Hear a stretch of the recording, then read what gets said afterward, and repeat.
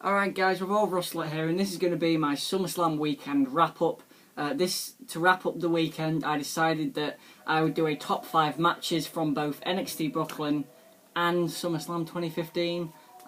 My grades, which I gave to the matches, will factor in to if they appear on this list or not. But of course, there are a few that I gave similar grades to, or the same grade. So, I have to decipher between those. So, okay, alright. So basically, overall, I'd say the weekend, I'd give it about an 8 out of 10. I think NXT Brooklyn was, I know, I've said this in my review, but I'll just recap it quickly if this is your first video.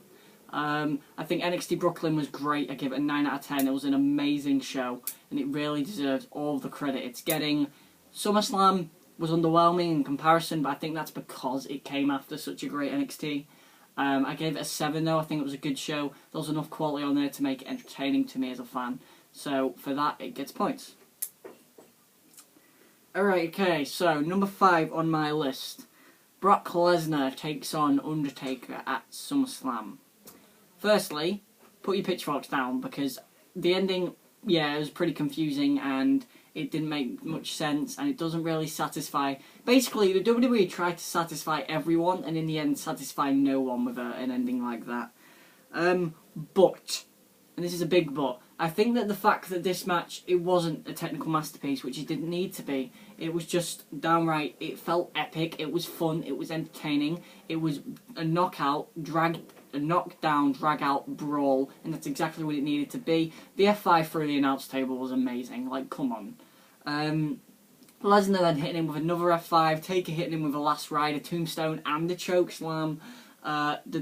If you liked the fact, if you don't like Lesnar because he just does German suplexes, guess what? The beginning of, Lesnar only did like 4 German suplexes, so you're going to be happy. I gave the match 3.5 stars. I found it very entertaining, and I think that they did a better job than I thought, and it's miles better than their match at WrestleMania 30, so I do have to give them a lot of credit. It's better than I thought it'd be. It really is. And if you think that the ending of the match ruins the whole thing, then, that's your opinion, but I didn't think that. I really don't. And I think that it was just solid. It really was. 3.5 stars, so the 5th best match, 3.5 stars. Number 4, Kevin Owens takes on Cesaro. This came just before the Taker Lesnar match, and this really got the fans hyped up for it. This was a fast-paced match. A lot of quick counters, a lot of high-impact moves again from these guys. They are bigger guys, so I'm not too surprised. Owens trying the backflip. No, he went for it.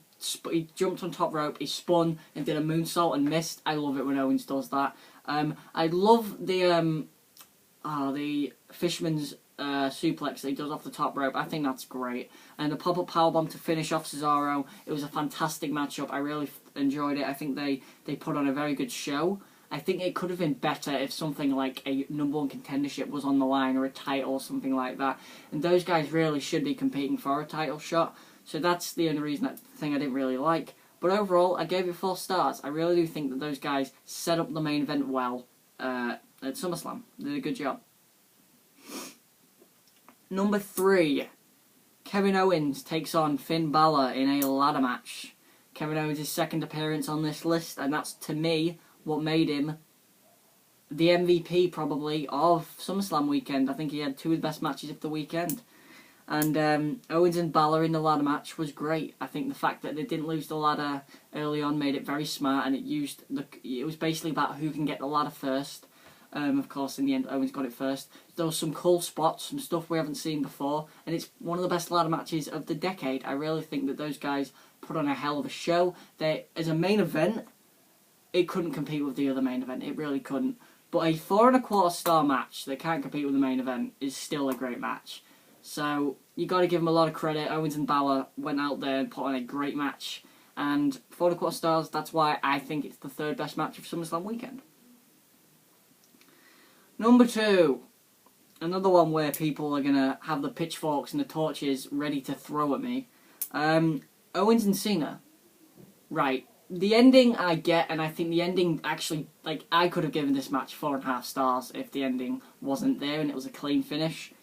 But because of that ending, I ended up giving it 4.25. But Owens and Cena were great. They really did. They told a good story. I mean, Rollins and Cena. Have I been saying Owens? Sorry. Rollins and Cena. Title for title, US title and WWE World title on the line. Rollins and Cena told a great story. I think they did that very well. The technical wrestling was there. There were false counts. There was epicness. It was very well rounded. The finish does ruin it. Rollins looked like Freddie Mercury in the white pants, which, yeah, pretty cool, actually, to be honest. And in the end, of course, Rollins comes out with the victory after Jon Stewart helps him. 4.25 stars. It was a very good match. It's probably one of Rollins' best singles matches in wrestling whilst in WWE. And, you know, it's probably one of Cena's best this year. It really is. And number 1. You knew what it was as soon as I said top 5 matches. Bayley versus Sasha Banks for the NXT Women's Championship at NXT TakeOver Brooklyn. Okay, I went on about this a lot, and I think that I honestly needed to. I think that this match was an absolute classic. This match, I don't need the book anymore. This match was an absolute classic, and when I generally say it is the best women's match in wrestling history, I mean that. I mean that from my heart. I mean it from my brain. I really do. I've watched a lot of women's matches. I've seen some terrible ones. I've seen some really good ones. Those women put on a match that was better than anything I've ever seen from a woman. From 2 women. And let me just say this again. Greg the Hammer Valentine, who of course we know is our esteemed Hall of Famer. Of course, he said that women in wrestling are useless. They don't sell tickets. They don't get a reaction. They should go back to the strip clubs where they belong. They should, all the kitchens, etc. They should be washing, cooking, or in strip clubs. Well, the reaction part is ridiculous because Bayley and Sasha Banks got the best reaction of SummerSlam weekend. And the part about them being strippers is bizarre because, like, Bayley's pretty covered up and, like, ridiculous. Greg Valentine is an absolute buffoon, and I know that he's gonna actually get a load of backlash from saying that. The match was so great, and I honestly recommend you watch it. Sasha and Bayley just put on an amazing match, and Bayley, the emotion I felt from Bayley winning was just off the chain. I loved it. I think that Bayley is gonna hold that NXT Divas division up from who knows, she might have a good match with Eva Marie. Yeah, I went there. She could, maybe. I mean, Bayley is, to me, technically the weakest member of the 4 horsewomen, but as an entertainer, she's just so entertaining, and she's got such a great gimmick, and just the fire, the passion that she has, it showed in this match. And Sasha Banks and Bayley were, again, probably 2 of my MVPs of SummerSlam weekend, and Bayley didn't even appear at SummerSlam. So that is it. I gave the match 5 stars, you know it. If you haven't watched my reviews of SummerSlam and NXT Brooklyn, check them out. You'll enjoy them.